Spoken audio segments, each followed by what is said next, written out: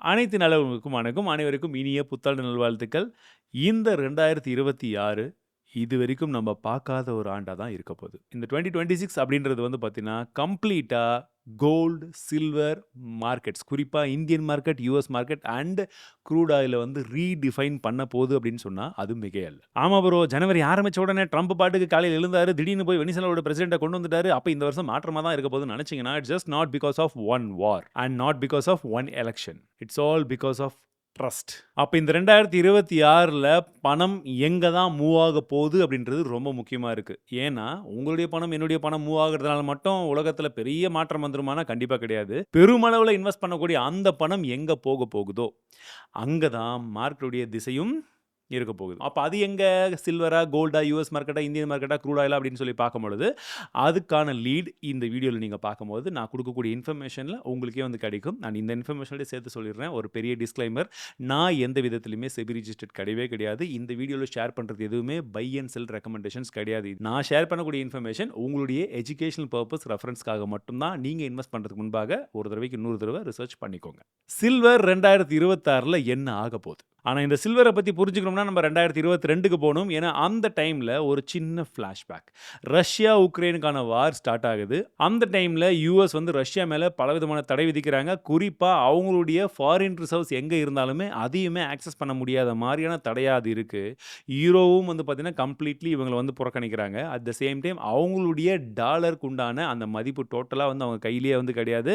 In fact அவங்க டாலர்ல வந்து வர்த்தகமே செய்ய முடியாது. ஸ்விஃப்ட்ல இருந்து எல்லா விதமான விஷயங்கள்லயும் அவங்கள ஸ்டாப் பண்றாங்க. இது உலக அளவுல மிகப்பெரிய அதிர்வலைகளை வந்து ஏற்படுத்துது. பட் இது ஜஸ்ட் ரஷ்யாவுக்கு மட்டும் அஃபெக்ட் ஆகுதான்னு கேட்டீங்கன்னா கிடையாது. உலக அளவுல இருக்கக்கூடிய மத்த நாடுகளும் இது உன்னிப்பா கவனிக்கும் பொழுது, நம்பளும் டாலர்ல தான் நம்மளுடைய ரிசர்வ்ஸ் வந்து வச்சிருக்கோம். அப்படின்ற பட்சத்தில எப்ப வேணாலும் யுஎஸ் இந்த மாரி பண்ண முடியும். பட் நம்மளுடைய நிலைமை நாளைக்கு என்ன இருக்க போகுதுன்ற காரணத்தினால, எல்லா உலக வங்கிகளும் என்ன பண்ண ஆரம்பிக்கிறாங்க, டாலர்ல இருக்கக்கூடிய அந்த ரிசர்வ்ஸ கொஞ்சம் கொஞ்சமா கம்மி பண்ணி, கோல்டுலயும் அவங்களுடைய ரிசர்வ்ஸ இன்கிரீஸ் பண்ண ஆரம்பிக்கிறாங்க.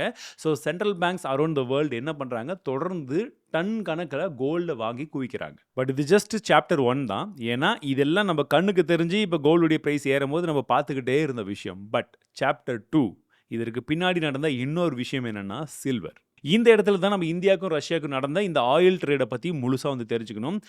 இந்தியா ரஷ்யா கிட்ட இருந்து ஆயில் வாங்கிட்டு தான் இருந்தாங்க. பட் இந்த போருக்கு அப்புறமாக யாருமே ரஷ்யா கிட்ட ஆயில் வாங்கக்கூடாதுன்னு சொல்லி யுஎஸ் போன்ற நாடுகள்லாம் சொன்னதுக்கு பிறகா வந்து பார்த்தீங்கன்னா, இந்தியா இன்னும் அதிகப்படியாக இறக்குமதி செய்ய ஆரம்பிச்சாங்க ரஷ்யாவுடைய ஆயில.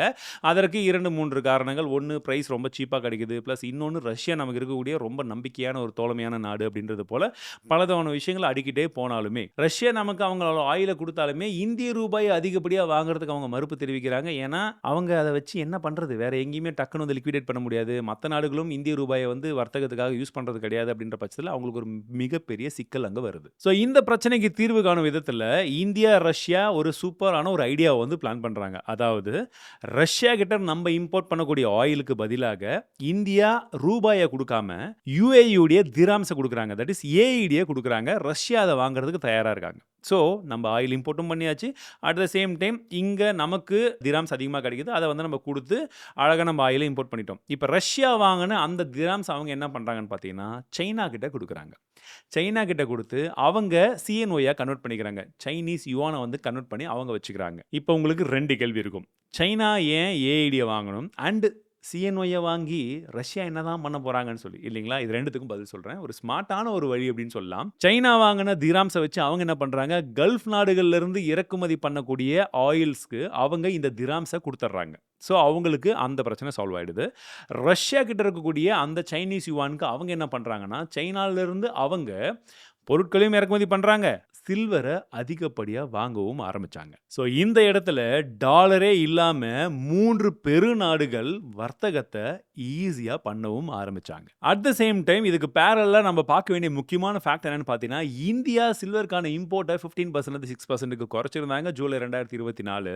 ரஷ்யா வந்து பார்த்தீங்கன்னா, சில்வர கிரிட்டிக்கல் மினரலா நாங்க பிளான் பண்றோம். இன்ஃபாக்ட் வந்து பார்த்தீங்கன்னா, நாங்க சில்வர வாங்க ஆரம்பிக்கிறோம்னு சொல்லி ஓப்பன் ஸ்டேட்மெண்ட்டும் குடுத்திருந்தாங்க. அண்ட் ஃபைனலி 2025 முடியறதுக்கு முன்பாக நமக்கு தெரியும் ஜனவரி 1ஆம் தேதி தேதி 2026 இருந்து சைனா சில்வரை வந்து ரெஸ்ட்ரிக்ட் பண்ண ஆரம்பிச்சிட்டாங்கன்னு. ஸோ அப்ரூவல் இல்லாத எந்த கம்பெனியுமே சில்வரை ஏற்றுமதி பண்ண முடியாது சைனால இருந்து. அப்ப சில்வர் இந்த 2026 எப்படி இருக்குன்றத நம்ம பார்க்கறதுக்கு முன்பாக உலக அளவுல எந்தெந்த நாட்டுக்கிட்ட சில்வர் எந்த அளவுக்கு இருக்கு அப்படின்றதையும் நீங்க வந்து பார்க்கலாம். ஓவராலா சில்வர் ரிசர்வ்ஸை பொறுத்த வரைக்கும் அட் த சேம் டைம் 2026ல இது கோல்டு அளவுக்கு சேஃபா இருக்குமான்னு கேட்டீங்கன்னா கண்டிப்பா கிடையாது. ஏன்னா கோல்டு ஒரு ஸ்டேபிளான ஒரு விஷயம். பட் இந்த அசெட் அப்படி இருக்க போறது கிடையாது. அப் சைடா இருக்கட்டும், டவுன் சைடா இருக்கட்டும் பயங்கரமா இருக்கும் அப்படின்றத நல்லா தெளிவா தெரிஞ்சுக்கோங்க. அண்ட் இந்த மாதிரி ஜியோ பொலிட்டிக்கல் சுச்சுவேஷனுக்கு கண்டிப்பா அதுவும் திடீர்னு ஒரு நாள் பேன் பண்றாங்க, திடீர்னு ஒரு நாள் ரெஸ்ட்ரிக்ஷன்ஸ் போடுறாங்க. இந்த மாதிரி விஷயங்களுக்கெல்லாம் மூவ்மெண்ட்டும் அதுக்கு ஈக்குவலா தாறுமாறா இருக்கும். அண்ட் இந்த வருஷம் இந்த சுச்சுவேஷன் எல்லாம் வச்சு இந்த டிமாண்ட் ரெஸ்ட்ரிக்ஷன்ஸ் எல்லாம் சேர்த்து நீங்க பார்க்கும்போது சில்வருடைய மொமெண்டம் அப்படின்றது இப்போதைக்கு பாசிட்டிவா போற மாதிரி தான் ஒரு ட்ரெண்ட் இருக்கு. அப்ப 2026ல கோல்டு எப்படி இருக்கும்? கோல்ட பத்தின கதை ஏன் ஏறுது, எதனால அப்படின்ற கதையை நான் உங்களுக்கு சொல்லவே வேணாம். போன வருஷம் ஃபுல்லா நீங்களே பார்த்துருப்பீங்க. நம்ம சேனல் நம்மளே டெடிகேட்டடா பல வீடியோஸ் வந்து போட்டிருப்போம். ஸோ அந்த பர்டிகுலர் ப்ரூவன் ஃபேக்ட்ஸ் தான் திரும்பவும் ஃபாலோ ஆக போகுது. அண்ட் ரீசெண்டாக ஒரு டேட்டா பிரகாரம் குளோபலாக கரன்சி ரிசர்வ்ஸ் வந்து பார்த்தீங்கன்னா யூஎஸ் டாலருக்கு 40% தான் இருக்கு. இது கடந்த 20 வருஷத்திலே இருக்கிறதுலே லோ. லாஸ்ட் 10 இயர்ஸ்ல மட்டும் இது 18%க்கான டிராப்போட இருக்கு. அண்ட் அதே சமயத்தில் கோல்டு 28%க்கான இன்க்ரீஸோட இருக்கு. இன்ஃபேக்ட் சொல்ல போனால் 1990க்கு அப்புறமா இதுதான் அதிகம். எந்த ஒரு நாடாக இருந்தாலும் எந்த கரன்சி எங்க கிட்ட இருந்து நீங்க புடுங்கினாலும் நாங்க கோல்டு நம்பி இருப்போன்ற விதத்தில் இப்போ எல்லாருமே வாங்க ஆரம்பிச்சிட்டாங்க. ஸோ சாங்ஷனுக்கு அகேன்ஸ்டாக இருக்கட்டும், எங்களுடைய கரன்சி ரிசர்வ்ஸ் நீங்கள் ஃப்ரோசன் பண்ணதாக இருக்கட்டும், எங்கள் கரன்சியே வந்து நாங்கள் யூஸ் பண்ண முடியாத அளவுக்கு நீங்கள் எங்களுக்கு எதிராக செயல்பட்டாலுமே சரி கோல்டு எங்களுக்கு கை கொடுக்கும். அண்ட் முக்கியமாக தெரிஞ்சுக்கோங்க, அன்பிரிடிக்டபிளாக அன்சர்டனாக பல விதமான விஷயங்கள் நம்ம உலகத்தில் நடந்துகிட்டு இருக்கும் பட்சத்தில் சில்வர் ரியாக்ட் பண்ணும். ஆனால் கோல்டு தான் உங்களை ப்ரொடெக்ட் பண்ணும். ஸோ இந்த இடத்துல நீங்கள் ஒன்றை சூஸ் பண்ணக்கூடாது. You should balance it accordingly based on your risk appetite. அப்போ இந்தியன் மார்க்கெட் 2026ல எப்படி இருக்க போகுது? இந்தியாவோட ஸ்டோரி அப்படின்றது ரொம்பவே வித்தியாசமாக இருக்குங்க. இன்ஃபேக்ட் சொல்ல போனால் ஒரு ஃபேக்ட்ஸ் நமக்கு கிடைச்சிருக்கு. லாஸ்ட் 9 கன்சிக்யூட்டிவ் இயர்ஸில் நிஃப்டி 50 நெகட்டிவ் ரிட்டர்ன் கொடுத்ததே இல்லைன்றதை விட ஹையர் ரைஸ் தான் வந்து க்ளோஸ் ஆயிருக்கு. அதாவது போன வருஷத்தை கம்பேர் பண்ணும்போது ஒவ்வொரு இயருமே ஹையை பிரேக் பண்ணி தான் க்ளோஸ் ஆயிருக்கு. இன்னும் சொல்ல போனால் domestic participation all time record ஹைல இருக்கு. ஸோ மார்க்கெட் இப்போ எப்படி ரியாக்ட் ஆகிட்டு இருக்குன்னு பார்த்தீங்கன்னா திடீர்னு ஒரு நியூஸ் வருது, அதற்கேற்ப மார்க்கெட் ரியாக்ட் ஆகிட்டு தான் இருக்கு. எக்ஸாம்பிளுக்கு இந்த வீடியோ ஷூட் பண்ணக்கூடிய இந்த சமயத்தில் நேத்தி ஒரு நியூஸ் வந்திருந்தது. ட்ரம்ப் வந்து கிட்டத்தட்ட 500%க்கான டாரிஃபை வந்து போட போறாரு ரஷ்யா கிட்ட ஆயில் யாரெல்லாம் வாங்குறாங்களோ அவங்களுக்குன்னு சொல்லி. அதில் இந்தியா தான் நம்பர் 1ல இருக்காங்க லிஸ்ட்ல. சரி ஒரு சொன்னா செய்ய மாட்டாருப்பா அப்படின்றது போல போயிட்டு இருந்தது. பட் இப்போ வெனிசுலாவை வந்து போய் அட்டாக் பண்ணி பிரசிடென்ட் எல்லாம் பிடிச்சதுக்கு அப்புறம் என்ன வேணாலும் பண்ணுவாங்க போல அப்படின்ற மாதிரி ஒரு மிகப்பெரிய பயமும் வந்தது. அதனால இந்த நியூஸ் பிரேக் ஆன உடனே வந்து பார்த்தீங்கன்னா மார்க்கெட்டுமே வந்து கொஞ்சமாக வந்து நெகட்டிவ் சைட் டர்ன் ஆக ஆரம்பிச்சிருது. ஸோ இப்படி தான் இந்த வருஷம் ஃபுல்லாகவே இந்தியன் மார்க்கெட் இருக்கிறதுக்கான வாய்ப்புகள் இருக்கு. அண்ட் சைட் பை சைடு ரஷ்யாவுடைய ஆயில் கப்பல் இருக்கு இல்லைங்களா, அதையுமே வந்து சீஸ் பண்ணியிருக்காங்க இன்னொரு சைடில். ஸோ இந்த மாதிரி பல்வேறு விதமான விஷயங்கள் யூஎஸ் ஒரு சைடில் செஞ்சுட்டு இருக்காங்க. இதற்கு பதிலடி கொடுக்கும் விதமாக சைனாவோ ரஷ்யாவோ ஏதாச்சும் செஞ்சாங்கன்னா அது இன்னுமே இந்த டென்ஷனை இன்னுமே அதிகப்படுத்தும் தான் எதிர்பார்க்கலாம். பிளஸ் உனக்கு வந்தா மட்டும் ரத்தம், எனக்கு வந்தா என்ன தக்காளி சட்னியான்னு சொல்லி சைனா வெயிட் பண்ணிட்டு இருக்காங்க. அவங்க எப்ப வேணாலும் தாய்வான் மேல படையெடுக்கலாம். ஸோ அதை மொத்தமா அபகரிக்கிறதுக்கு வந்து ட்ரை பண்ணலாம். ஸோ இந்த வருஷம் ரொம்ப இருக்க போகுது. ஸோ அது எல்லாமே நம்ம கணக்கில் வச்சு தான் வந்து பார்க்கணும். பட் இப்படி எது வேணாலும் நடந்தாலுமே நம்மளுக்கு ஓரளவுக்கு இந்தியன் மார்க்கெட்டுக்கு பாசிட்டிவாக இருக்கிறதுக்கான வாய்ப்புகள் என்னென்ன காரணங்கள்னு பார்த்தீங்கன்னா அது ஆர்பிஐ வந்து பார்த்தீங்கன்னா மல்டிபிள் ரேட் கட்ஸை இப்போ ரீசெண்ட் இயர்ஸில் 2025 வந்து பண்ணிக்கிட்டே இருந்தாங்க. போக போகவும் இதை பண்ண தான் போகிறாங்க. ஏன்னா இன்ஃப்ளேஷன்ஸ் இன்னும் குறைஞ்சிக்கிட்டு இருக்குன்னு அவங்க சொன்ன டேட்டாலாம் இருக்குது. அதை பேஸ் பண்ணி இன்னுமே வந்து பணப்புழக்கத்தை அதிகம் பண்ணுறதுக்கு இந்த மாதிரி விஷயங்களை பண்ணுறதுக்கான வாய்ப்புகள் இருக்குது. அண்ட் பிப்ரவரி 1ஆம் தேதி பட்ஜெட் இருக்குது. அன்றைக்கி சண்டே இருந்தாலும் வைக்கக்கூடிய வாய்ப்புகள் இருக்கிறதா தான் இப்போதைக்கு தகவல்கள் வந்து போய்கிட்டு இருக்கு. இப்போ வரக்கூடிய பட்ஜெட் பிப்ரவரி 1ஆம் தேதி வரக்கூடிய பட்ஜெட்டில் long term capital gain, short term capital gain மற்றும் எஸ்டிடியில் ஒரு சில மாறுதல்களை வந்து கொண்டு வர போகிறதா, அதாவது வந்து கம்மி பண்ண போகிறதா வந்து ஒரு சில தகவல் வந்து போய்கிட்டு இருக்கு. ஒருவேளை அந்த மாதிரி ஏதாச்சும் ரிஃபார்ம்ஸ் மேற்கொண்டாங்கன்னா ஏற்கனவே அலையலையாக இங்கிருந்து வெளியில் போன ஃபாரின் இன்ஸ்டிடியூஷனல் இன்வெஸ்டர்ஸ் எஃப்ஐஐஸ் வந்து மீண்டும் வருவதற்கான வாய்ப்புகள் இருக்கும். ஏன்னா அவங்க இந்தியாவில் இன்வெஸ்ட் பண்ணும் பொழுது அவங்களுக்கான ரிட்டர்ன்ஸும் அதிகமாக கிடைக்கும். ப்ளஸ் டேக்ஸோட தலைவலியும் வந்து கொஞ்சம் கம்மினா மட்டும்தான் அவங்க திரும்ப வருவாங்க.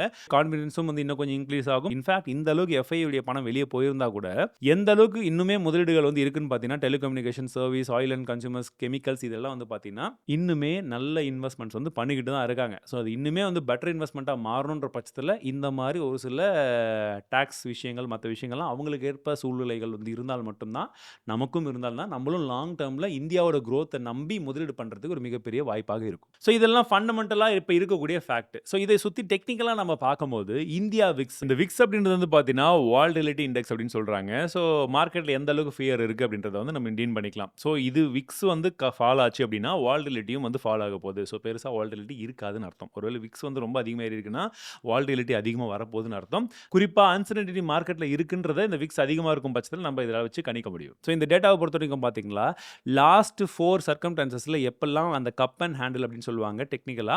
ஸோ அந்த ஒரு ஃபார்மேஷன் இருந்திருக்கோ, அதுக்கு அடுத்தபடியாக இந்தியா விக்ஸ் வந்து இந்த லோ கிட்ட இருக்கும் பட்சத்தில அதுக்கு அடுத்தபடியாக ஒரு நல்ல மொமெண்டம் வந்து குடுத்திருக்கு. லாஸ்ட் 4 இன்ஸ்டன்ஸும் என்னன்னு நீங்க பார்க்க முடியும். அண்ட் இப்போ எக்ஸாக்ட்லி இதே லோ பாயிண்ட்ல இருக்கு. அடுத்ததாக ஒரு பெரிய மொமெண்டம் வருவதற்கான வாய்ப்புகள் இருக்குன்றது போல தான் இந்த டேட்டா வச்சு எனக்கு புரிஞ்ச வரைக்கும் நான் உங்களுக்கு ஷேர் பண்றேன். யுஎஸ் மார்க்கெட் 2026ல எப்படி இருக்க போகுது? இப்ப நெறைய பேருக்கு ஒரு கேள்வி இருக்கும். அந்த மார்க்கெட்ட பத்தி நம்ம தெரிஞ்சுக்கிட்டு என்ன ப்ரோ பண்ண போறோம் அப்படின்னு சொல்லிட்டு. பட் இப்போ இன்னைக்கு தேதியில இந்த 2026ல டைவர்சிஃபிகேஷன் அப்படின்றது ரொம்பவே மஸ்ட். அந்த மார்க்கெட் அடிச்சதுனா இந்தியன் மார்க்கெட் அடிக்கிறதுக்கான வாய்ப்புகளும் அதிகம். ஏன்னா மோஸ்ட் ஆஃப் த முதலீட்டாளர்கள் வந்து மாத்தி மாத்தி பணம் போட்டுருப்பாங்க. ஓகேங்களா? குளோபலா என்னதான் வந்து யுஎஸ்ஸ வந்து வில்லனா நம்ம பார்த்தாலுமே, ஜியோ பாலிடிக்ஸ்ல வந்து இந்த மாரிலாம் ஒரு சில விஷயங்கள வந்து அவங்க பண்றாங்க அப்படின்னாலுமே, குளோபல் மனி அப்படின்றது வந்து பார்த்தீங்கன்னா, இன்னுமே யுஎஸ் பேஸ்டு தான் ரன் ஆகிக்கிட்டு இருக்கு. அப்போ இப்ப இருக்கக்கூடிய விஷயங்கள்னு பார்த்தீங்கன்னா, அங்க இருக்கக்கூடிய ஃபெட் சேர்மனுக்கும் நம்ம ட்ரம்ப்புக்கும் ஒத்துக்கிறதே கிடையாது. மே 2021ஓட ஜெரோம் பவுலுடைய ஃபெட் சேர்மனுடைய பதவிக்காலம் வந்து முடிய போகுது. இதுக்கு அடுத்தபடியா யார் வருவாங்கன்றது இன்னும் கன்ஃபார்ம் ஆகல. பட் இருந்தாலுமே லீடிங்ல இருக்கக்கூடியவர் அப்படின்னு சொல்லி கருதப்படக்கூடியது பார்த்தீங்கன்னா, கெவின் அப்படின்னு சொல்லக்கூடியவர் தான். இவர் ஆல்ரெடி வந்து ட்ரம்ப்புக்கு ரொம்ப நெருக்கமானவர். இன்ஃபேக்ட் சொல்லப்போனா அவருடைய கட்சியில இருந்தவர்னு கூட சொல்றாங்க. ஸோ இப்படியெல்லாம் பார்க்கும்போது, அப்போ ட்ரம்ப் இங்க என்ன நினைக்கிறாரோ, அங்க அது நிறைவேற்றப்படும். ஓகேங்களா? சென்ட்ரல் பேங்க்கும், பொலிடிக்ஸும் தனித்தனியா இருக்கும் வரைக்கும் தான் ஒவ்வொன்னுமே அதுக்கு ஏத்த மாரி ஈக்குவலா வந்து செயல்படும். பட் 2மே ஒண்ணு தான். நான் நினைச்சது தான் இங்கேயும் நடக்கணும். அவர் நினைச்ச மாரி வந்துடுச்சுன்னா, எல்லாமே இவர் எடுக்கிற முடிவு தான் இங்கேயும். ரேட் கர்வுடைய டைரக்ஷன் எந்த மாரி இருக்க போகுது? கம்மி பண்ண போறாங்களா? இல்லையா? ட்ரம்ப் எப்பவுமே சொல்லிட்டு இருக்காரு, "கம்மி பண்ணு, கம்மி பண்ணு, சீக்கிரமா கம்மி பண்ணு" அப்படின்னு சொல்லிட்டு. ஸோ அவங்க ஆள் வந்துட்டாங்கன்னா, கண்டிப்பா செம்மையா வந்து கம்மி பண்ணுவாங்க. ஹிஸ்டாரிக்கலி நம்ம பார்க்கும்போது ரேட் கட் இருக்கும் பொழுது மார்க்கெட் நல்லாவே வந்து மேல போகும். வர்றதுக்கு முன்பாகவே. அனௌன்ஸ்மென்ட் வரும்போது என்ன ஆகும்ன்றது உங்களுக்கே வந்து தெரியும். சரி, அப்ப 2026ல யுஎஸ் மார்க்கெட் எந்த மாரி இருக்க போகுது? செம்ம வாலடைலா இருக்கும். ஏன்னா, இந்த எதிரும் புதிராம இருக்கக்கூடிய இந்த விஷயம் மே வரைக்கும் நீடிக்கும். அதுக்கப்புறமா அவங்க ஆளே வந்தா கூட டக்கு டக்குன்னு ஒரு சில டிசிஷன்ஸ மாத்தும்போது பந்தாடுவாங்க. அப்போ பயங்கர வாலடைலா இருக்கும் 1. 2வது வந்து பார்த்தீங்கன்னா, ஸ்டில் டெக் அண்ட் ஏஐல இன்னைக்குமே லீடிங்ல இருக்கக்கூடியது யுஎஸ் தான். ஸோ அதை சார்ந்த செக்டார்ல லீடர்ஷிப் அவங்க கிட்ட இருக்கிறதுனால, அதை சார்ந்த செக்டார்ல நம்ம இன்வெஸ்ட் பண்ணும்பொழுது கொஞ்சம் நமக்கு சேஃபர் சைடில் இருக்கிறதுக்கான வாய்ப்புகள் இருக்கும். அதுவுமே ரிஸ்க் என்னன்னு தெரிஞ்சு இன்வெஸ்ட் பண்ணும்பொழுது. அடுத்ததா க்ரூட் ஆயில் 2026ல எப்படி இருக்க போகுது? ஏன்னா இப்போ வெனிசுலா தான் இருக்கிறதுலே வேர்ல்ட்ஸ் நம்பர் 1 ஆயில் ரிசர்வ்ஸ் இருக்கக்கூடிய கண்ட்ரி. அதை வந்து பார்த்தீங்கன்னா, நாங்க உங்களுக்கு நல்லது பண்றோன்ற பேர்ல யுஎஸ் போயிட்டு எல்லாத்தையும் புடிச்சு அவங்கள பிரசிடென்ட்லாம் புடிச்சிட்டாங்க. ப்ளஸ் நாங்க தான் இனிமேட்டு வந்து இந்த கண்ட்ரி ரன் பண்ண போறோம்ன்றது போல அவங்க சொல்லிக்கிட்டு இருக்காங்க. இது எப்படி டர்ன் அவுட் ஆக போகுதுன்னு தெரியல. பட் அப்படி இருந்து நீங்க பார்க்கும்பொழுதும், வெனிசுலா அப்படின்றது பெரிய நாடுகளுடைய சப்போர்ட்லாம் பெருசா கிடையாது. அந்த நாடே வந்து கொஞ்சம் ஐசோலேட் ஆன மாரி தான் ஒரு நாடாக வந்து இருந்தது. ப்ளஸ் அவங்களே வந்து பார்த்தீங்கன்னா, 1 மில்லியன் பேரல்ஸ் பெர் டே அதுக்குள்ள தான் வந்து ப்ரொடியூஸே வந்து பண்ணிட்டு இருக்காங்க. பட் இன்னைக்கு தேதியில அவங்களுடைய ரிசர்வ்ஸ்க்கு ஈக்குவலா அவங்க வந்து பார்த்தீங்கன்னா, புரொடக்ஷன் பண்றாங்களான்னு கேட்டீங்கன்னா, அதான் கிடையாது. ஸோ ட்ரம்ப்பும், உலக நாடுகளும் இந்த விஷயத்தை எப்படி அணுகுறாங்கன்றத பொறுத்து தான் ஃபியூச்சர்ல ஆயிலுடைய பிரைஸ் மாறுபடுமா அப்படின்ற ஒரு விஷயங்கள் இருக்கு. மேபி வெனிசுலாவிலிருந்து பெரிய இன்புட் வராட்டி கூட, இன்னைக்கு இருக்கிறதுல க்ரூட் ஆயில்ல வந்து பெரிய டிஃபரன்சஸ் வந்து இருக்காதுன்றது போல தான் நெறைய பேர் வந்து கருதுறாங்க. ஸோ 2026க்கு நான் சொல்ல வேண்டிய கன்க்ளூஷன் அப்படின்னு வந்து பார்த்தீங்கன்னா, உங்களுக்கு பொசிஷனிங் அப்படின்றது ரொம்பவே முக்கியம். பட் அன்சர்டனிட்டி இருக்குன்றதையும் தெரிஞ்சுக்கோங்க. கோல்ட பொறுத்தவரைக்கும் உங்கள புரொடெக்ட் பண்ணும். சில்வர பொறுத்தவரைக்கும் ரியாக்ட் பண்ணும். இந்தியாவ பொறுத்தவரைக்கும் குரோத் இருக்குன்ற எதிர்பார்ப்புகள் இருக்கு. யுஎஸ் மார்க்கெட்ட பொறுத்தவரைக்கும் குளோபல் லிக்விடிட்டிய அப்சர்வ் பண்ற அளவுக்கு அங்க கேப்பபிலிட்டி இருக்கு. பட் அது எந்த அளவுக்கு வந்து ப்ராப்பரா எல்லாமே நடக்கும் அப்படின்றதையும் நம்ம பொறுமையா வந்து காத்திருந்தா வந்து பார்க்கணும். இது டாலரோட கொலாப்ஸ்ன்னு கேட்டீங்கன்னா, கண்டிப்பா கிடையாது. Still they are the joint. அவங்க தான் வந்து சூப்பர் பவரா இருந்துகிட்டு இருக்காங்க.